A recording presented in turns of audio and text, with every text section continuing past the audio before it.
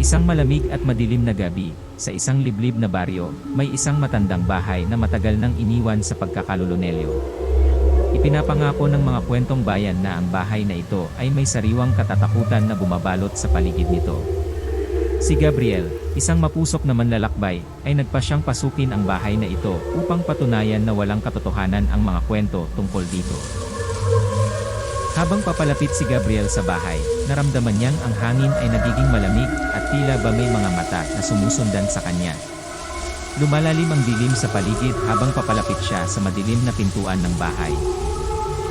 Nagdesisyon siyang pumasok at nang makapasok na siya, naramdaman niyang may mga tinging parang mga multo na nagmamasid sa kanya mula sa mga sulok ng bahay. Sa gitna ng kanyang pag-aalab na paglalakbay, nadatnan niya ang isang lumang kwarto sa itaas ng bahay. Nang pasukin niya ito, napansin niyang may mga larawan ng mga tao na hindi niya kilala na nakasabit sa pader. May naririnig siyang mahinang mga hibik at malalalim na buntong hininga na tila ba galing sa loob mismo ng mga larawan. Sa isang tabi, may nakita siyang isang nakabukas na lumang libro, at sa mga pahina nito ay nakasulat ang mga hindi maayos na pangungusap na tila ba hiling ng mga kaluluwa na makuha ang kanyang atensyon.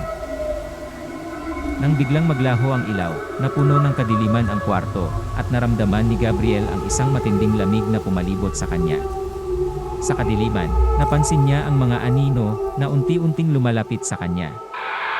May mga mahinang boses na nagsisipagtangkang kausapin siya, anuman ang mga iyon, ay hindi malinaw sa kanyang pandinig. Natakot ngunit hindi sumusuko, nag-isip si Gabriel ng paraan upang makaalis sa bahay. Binuksan niya ang bintana at isinilip ang labas.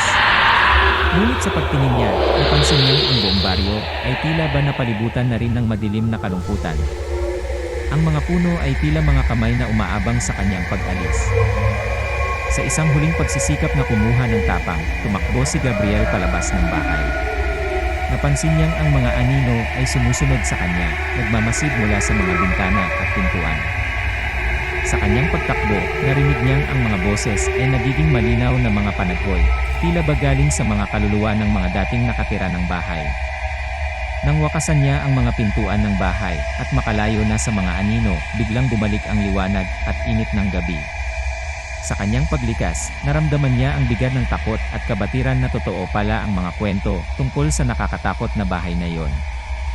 Mula noon, hindi na siya nagbalik sa baryo na yon at ibinahagi niya ang kanyang karanasan sa iba.